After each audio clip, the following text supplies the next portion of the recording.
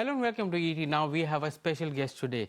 The Indian maritime sector got a major boost when the government announced a 70,000 crore maritime policy. And to discuss the same, we have today with us Mr. Sarbananda Sonowal, who is the Minister for Ports, Shipping and Waterways. Sir, thank you very much for joining us today on ET Now. If we can begin with, sir, can you take us through why we need a new maritime policy and how will it change the entire maritime ecosystem? As you know, in the last 11 years, this ministry has got tremendous attention and support from our visionary leader, Prime Minister Narendra Modi ji. Because of his untiring effort, because of his dynamic leadership and vision, in the last 11 years we could perform far and far better, and which has become visible globally, which is being recognized in many parameters. So that is why India has become now a very favorable destination for investment and other related activities in shipping industry and also the maritime sector. So in the recent past, whatever announcement Honorable Prime Minister had in the last Bhavnagar public rally, so that announcement have been articulated into action. The cabinet has approved all the three important pillars for the speedy growth of this particular industry. And India, as you know, as the important vision given by our Honorable Prime Minister, Maritime India Vision 2030, Maritime Amritkal Vision 2047. We have set our target very clear that by 2030, India is becoming one of the top 10 shipbuilding nation in the world. By 2047, we are becoming one of the top 5 shipbuilding nation in the world. So that is the target we have set, and to arrive that particular target, that destination, whatever ecosystem at the root needs to be strengthened, developed, built to create that world-class facilities for shipbuilding, ship repair, ship recycling. This 70,000 crores like announcement has been made for Maritime Development Fund, Shipbuilding Financial Assistance Scheme, and capacity and capabilities development. That means in the infrastructure for maritime industry, whether for the improvement of the tonnage, shipbuilding, ports, coastal and inland waterways, and others related infrastructure that will be developed under the Maritime Development Fund. And also for shipbuilding, whatever assistance is required, in this case, that support system will also be extended. And whatever quality workforce is required to drive the entire program forward with achievement. That is why technological institution, skilling centers, and R&D, everything are to be placed in proper perspective. So this is why this 70,000 crores money has been sanctioned. And I am confident, because the way Honorable Prime Minister leading from the front and creating history in all the verticals of the government functionings. So in this sector also, within a short span of time, no doubt about it, that this India is going to become one of the superpower in the maritime sector. So what will be the key pillars of this new maritime policy, which is about 70,000 crores? Now, in the maritime Development Fund, it is 25,000 crores. In the Shipbuilding Financial Assistance Scheme, it is 24,000 crores. And in the capacity and capabilities, it is 19,000 crores plus. Altogether, it goes up to 70,000 crores. So all this money will be utilized in the different purposes, particularly infrastructure building. Earlier, due to the lack of proper clusters and shipyard in the country, it was difficult for shipbuilding. And also, for the shipbuilding, no financial institution came forward to give loans and etc. etc. But because of this availability of funds, now this confidence has come up in the mindset of the shipbuilders. Yes, there is government to support us. Like the other ASEAN giant who have already created important sectors in the shipbuilding. And we are also proceeding with the special government support system. And as a result, now the stakeholders are very much interested and they are coming forward, join hands, even the global important leading companies, they are also joining hands with the Indian shipyards so that they could also create an ecosystem for better shipbuilding and infrastructure, quality of creation and quality of sustainable service to the globe through our shipbuilding and improvement of maritime industry. Sir, if you can also elaborate what kind of infrastructure support will this policy provide to our entire shipping sector? Look, earlier we had to depend on the foreign nation for parts, for other equipment, for engine and for expertise. We have always been dependent on the others, but now we are going to become self-reliant. To become self-reliant, Atmanirbhar Bharat, we have to create the whole ecosystem. Even the MRO facility also going to be developed in the country, and also the equipments, whatever is required. Supposing to build a ship, you require more than 5,000 numbers of equipment and apparatus. Those kind of equipment and apparatus was always lacking in India. We had to be there for waiting for 6 months, 7 months for equipment to come to fit with our shipbuilding. So that crisis will be over now. There will be no crisis of this kind. Everything will be very much available within the country. That is why we are creating that kind of environment in the country, and Honorable Prime Minister is very much clear in this particular approach that he has given us full direction that you go with all kind of self-reliant activity. Sir, India has been behind other Asian countries like China and Korea with respect to shipbuilding. We import most of our ships. How will this change going forward? Of course, we are going to become Atmanirbhar because this infrastructure facility will come up, and in this sector, it's a very interesting and also encouraging news for all of us. Most of the coastal states, they are coming forward with the maritime policy, joining hands with the government of India and to develop cluster, and also they are offering lands. So this is the very, very strong positive signal. This is how cooperative federalism in the principle we are moving forward. So the new maritime policy, is expected to bring in some changes to the entire shipping infrastructure and the how shipbuilding is done in the country. What is the expected capacity of shipbuilding that India will have by the end of next 10 years? I am telling you, Honorable Prime Minister has given two vision. Very clearly he has said that by 2030 we'll have to become one of the top 10 shipbuilding nation in the world. And by 2047, top 5. So that target is very clear. So as to achieve that target, we are building our ecosystem within the country, within a specific time frame.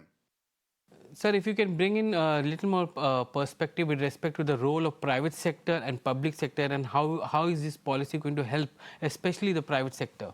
Yeah. That now private sectors are very much interested. They have expressed their keenness to come forward, and they have already come forward. And we had several rounds of talks. Wider consultation is going on, and this is how ecosystem is building in the country. And everyone is happy because I have been to Mumbai yesterday. I had a meeting with the freight forwarders and also the maritime centers, many more leading stakeholders. For the last so many decades, they are very much involved in this particular sector. They have expressed their highest level of satisfaction. They said that, yes, we are with you. So this is what Honorable Prime Minister has created, the ecosystem in the country, and also he has given full boost to this industry to grow faster. Sir, if you look at the shipbuilding industry in India today, we are Atmanirbhar as far as naval ships are concerned because we have the technology. But when it comes to commercial ship liners, we don't have the technology there. So how do you think this entire exercise of the policy will help in pushing commercial shipbuilding in India? Now, look, we are building the India Ship Technology Center. So these are the most flagship institutions coming up. And also, as you know, the AMET, Academy of Maritime Education and AP Muller Max, they have developed simulation, the Center of Excellence at Chennai. So these are the institutions coming up with sophisticated technology for shipbuilding and also ship repairs and also maritime voice. So this is how our seafarers are going to be very much competent enough to handle any kind of eventuality or any kind of challenges across the sea and ocean. Can you also elaborate how the entire policy will help in support of a technology upgrade for the entire shipping sector or shipbuilding sector? Yes, for the research and development, as you know, in the sector of capacity and capabilities, we are building research and development institutions where day and night research work will be conducted and ultimately creating most innovative policy and program, and also the technology, startup, everything will be put into the process so that there cannot be crisis of sophisticated technology to build like a ship and also to run this maritime industry. So you're setting up a Maritime Development Fund, the total size of which is nearly 25,000 odd crores. How will this fund work, and what will be the key purpose of this fund? Of course, there will be more than 50,000 crores are expected to put in this particular sector, and after Maritime Development Fund will be utilized, and the stakeholders and the beneficiary will be definitely highly benefited out of this. And this is mainly to encourage not only shipbuilding but also the related infrastructure, port, tonnage, all related infrastructure which will come up with this particular policy. And this is the support base we are going to create. One of the major challenges that we see in India is with respect to financing in the shipbuilding industry.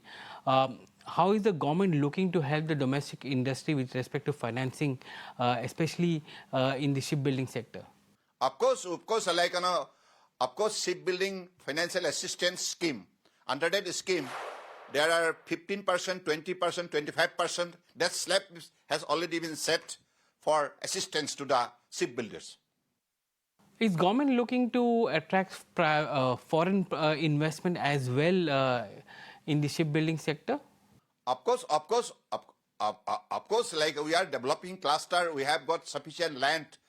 That way, many more foreign companies are also coming forward to join hands with our shipbuilders, and that is how the ecosystem will come up.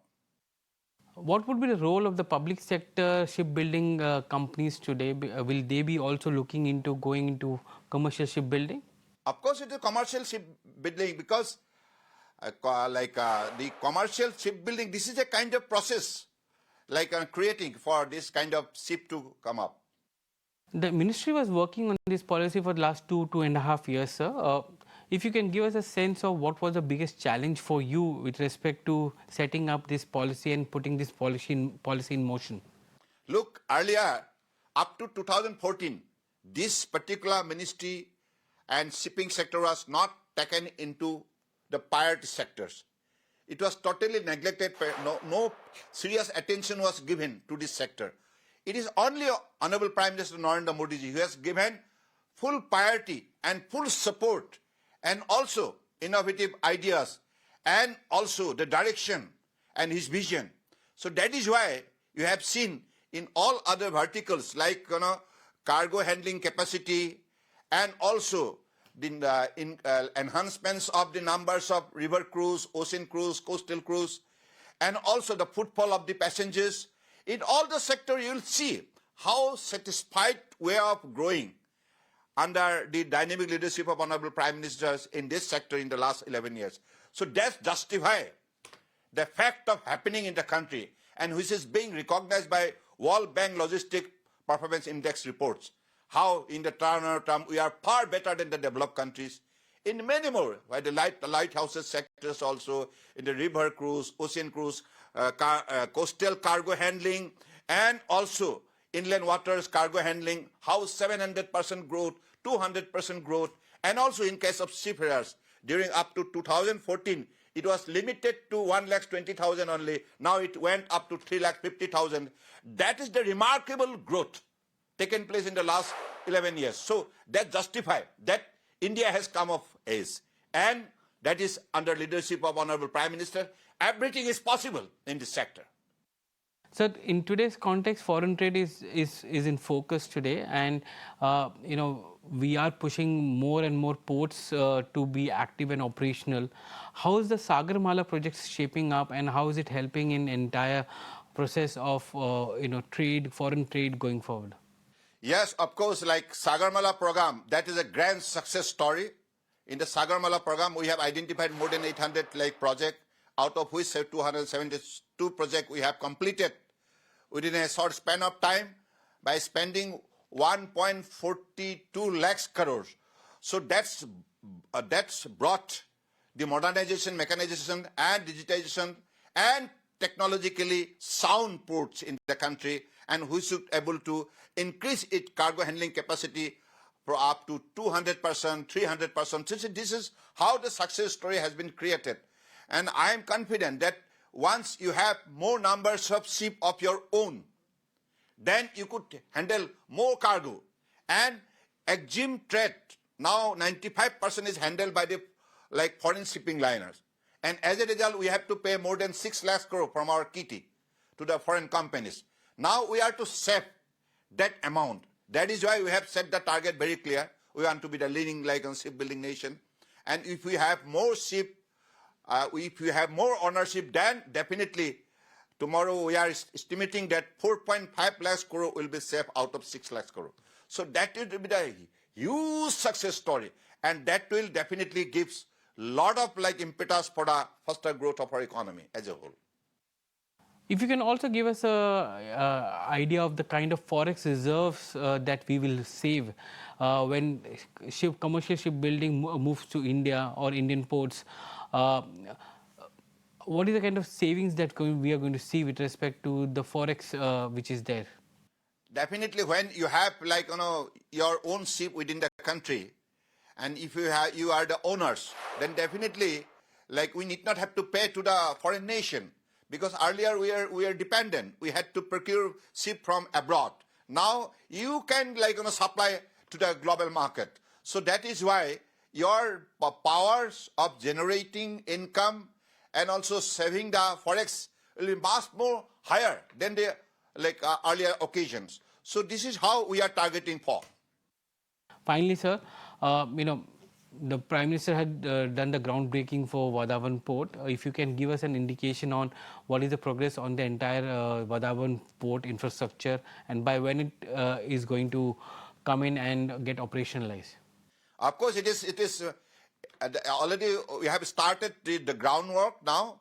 As per the time frame we have set, it is going to be completed, and Vadhavan Port is going to become one of the top 10 leading container handling port in the world, and it will ultimately handle more than 300 million metric ton cargo every year. That would be one of the biggest port in the world. So that will add more dimension to the growth of our maritime industry, maritime trade.